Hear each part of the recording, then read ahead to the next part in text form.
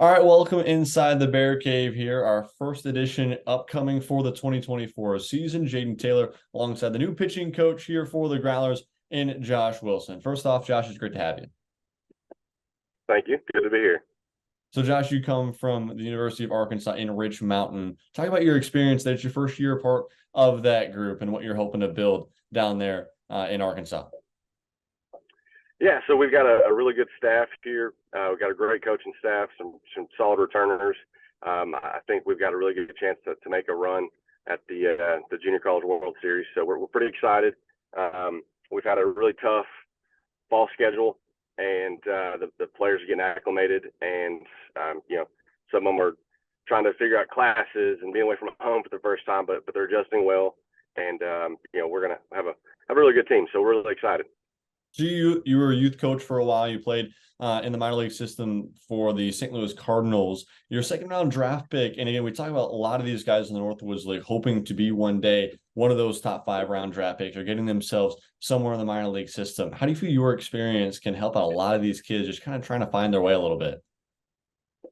Yeah, I think one thing that I'm really looking forward to connecting with the players is the life skills of the adjustment of college baseball going into professional baseball, and the day-to-day grind and the emotional side of it, and what they're going to experience, what I experienced, and missing home, and playing 72 games in 76 days with very few days off. And that's what minor league baseball is, playing in and some places that you may have played in better parks in high school, in the minor leagues anyways. And so I know the Northwoods League, they're very fortunate to have great stadiums across, but the minor leagues, it's tough, and it's not all butterflies and rainbows like most people think. And so I'm really looking forward to connecting with everybody and sharing some stories, and how to overcome some obstacles that they may face down the road with their potential minor league career.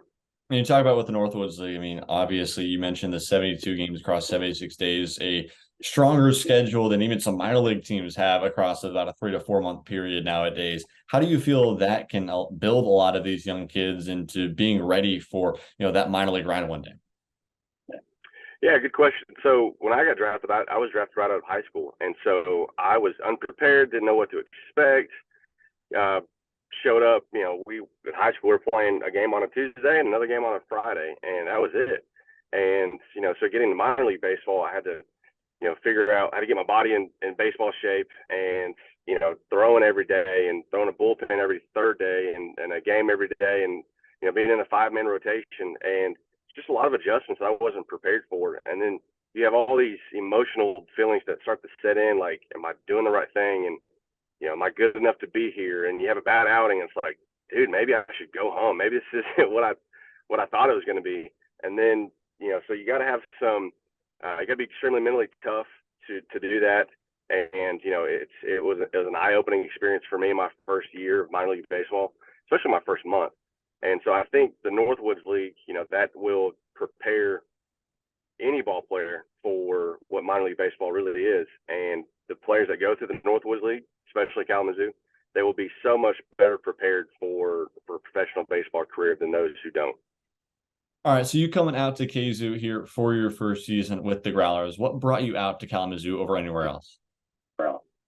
So I had a couple opportunities within the Northwoods League and other organizations, and was really close to accepting a position elsewhere, and then had a last-minute conversation with Cody, and the rest is history. I just felt like within the first 30 minutes of talking to him that this was somewhere that I wanted to be. Our personalities meshed well. Spoke to Brian briefly, and I just knew that this is where I was meant to be. So really excited to be here. You talk Or be about there. Cody. Yeah, you talk about Cody a little bit. We've been talking a ton. You've been getting right onto it, getting started preparing for this 2024 season. Don't got to give any names, but how excited are you for this next year? Oh wow. We're all I can say is we're gonna have a really talented roster, very talented. Can't speak for anybody else in the league, but I know our roster is going to be insane. So I'm looking forward to it. So one of the first things that I wanted to do was to show Cody and Brian how dedicated and how committed I am to the Growlers. And so jumped right on the recruiting trail and got some pretty big names on the roster. I think our fans will be really excited to see, and I think we're going to put a really exciting team on the field. And don't want to jinx anything, but really excited for where this team could go. So for you as a coach, what's your biggest emphasis for this next year? For the team or for you as a pitching coach? As a pitching coach.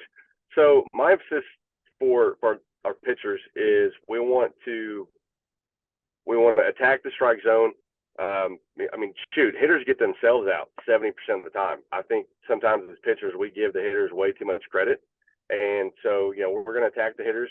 We're going to preach first pitch strikes. We're going to hold runners well. We're going to field our position well, and also we're going to have in-game adjustments where I'm going to coach them in the moment. So as opposed to waiting till the next day after their start's over, to speak with them about in-game adjustments, I'm going to walk over to them in the dugout and be like, hey, what were you thinking on this pitch? Why did we throw this? What were we thinking? What was our thought process there? And, they may have a completely different answer than what I'm hoping for or what I'm anticipating or what I'm thinking, but the wrong answer is better, at least in my opinion, the wrong answer is better than, well, I don't know. And, to me, that just creates a robot, and we don't want robots. We want to teach these players, the right way to go about themselves and to prepare. And we want to make sure that whichever team they play for when they go back to their college or they get drafted, we want to make sure that they are better because they experience the Kalamazoo Growlers. And we want those relationships to go forward and say, hey, check it out, that kid's on TV. I had maybe I had a very small part in helping that kid.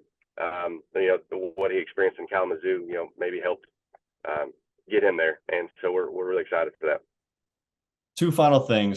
First, a little bit of a fun question for you. Favorite baseball movie? Ooh, man. I would have to go Major Leagues 2. Mm-hmm. And then 2, not 1? As far up, not 1. I'm going 2. Okay. So to me, the funniest baseball movie is Major Leagues 2. The best baseball movie, in my opinion, is Bull Durham. But the funniest would be Major Leagues 2. Okay. I could quote those movies all day long. It's a good mix. I'm surprised at 2 over 1. Because I think 1's got the more quotable moments, especially with Billy Mays Hayes. Like that's a top 5 quotable moment. Just him getting out of bed during spring training and sprinting down the line. I know that is hilarious. It's one of the better moments. But the catcher, I can't remember his name. Not Jaden Taylor, but the new guy who comes in, the younger guy. Yeah. In the second one, I just think he's just so funny. And so I'm from a little redneck town in East Texas, and so I can just relate to that character where he's like, gosh darn it, I'd give my best pig to be able to play Major League Baseball, so I just, or whatever the line is, I don't know. I think I can relate to that guy a little bit. Okay, final question here for you before we wrap up. What should fans expect for this 2024 season? Oh man, a very competitive team. We're gonna do things the right way. We're gonna be pillars in the community. You're gonna see the players out in the community, hopefully doing very positive things. We're gonna be good stewards of men in the community, and we know that these guys are coming to the community of Kalamazoo, and we want them to be a part of it. And they're gonna treat the community with respect, and at the same time, hopefully we're gonna win a bunch of baseball games. Well, Josh, thank you so much for your time. This is our first Inside the Bear Cave upcoming for the 2024 season. We'll have a bunch more going through. And Josh, again, great to be able to have you on here today, and great to see what the future can hold. Absolutely. Thank you, guys. Thank you so much. Again, we'll have some more of these Inside the Bear Caves coming up. A lot of new roster releases coming through, and we'll see some returners coming up here in just a moment. Yep.